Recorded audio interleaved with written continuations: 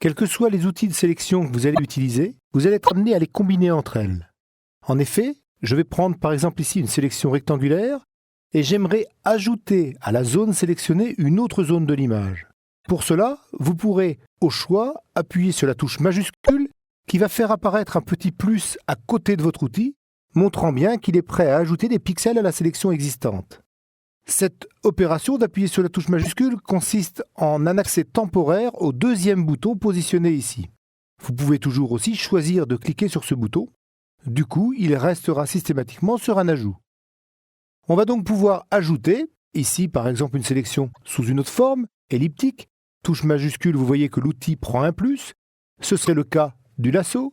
Ce serait encore le cas de la baguette magique, qui avec la majuscule prend le plus. Ces outils peuvent tous se cumuler les uns avec les autres. Je vais donc prendre ici l'ellipse et avec la majuscule lui demander d'ajouter à la zone sélectionnée la zone suivante. Je reviens en arrière en annulant cette opération et en demandant maintenant de réaliser le retrait de la sélection. Pour cela, le troisième bouton ou encore la touche Alt enfoncée va vous permettre d'obtenir un petit moins derrière l'outil. Là aussi, derrière l'outil rectangle, ellipse, vers les divers lassos ou encore la baguette magique, vous pourrez soustraire. Ici, par exemple, je vais soustraire à mon rectangle cette zone.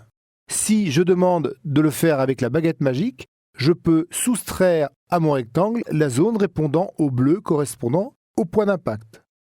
Enfin, le dernier point, possible en appuyant sur ce bouton ou encore en appuyant sur les touches combinées Alt ou Option sur Macintosh et majuscule, nous représente un petit X. Le X montre bien que la sélection résultante sera l'endroit où la sélection existe déjà cumulée à celle que vous allez créer maintenant. Par exemple, si je relâche maintenant, je vais obtenir uniquement la zone d'intersection. Seule cette zone restera sélectionnée. Grâce à cette méthode d'ajout, soustraction et intersection, vous allez pouvoir réaliser, à l'aide de formes géométriques, de lassos et autres outils, toutes les formes que vous souhaitez.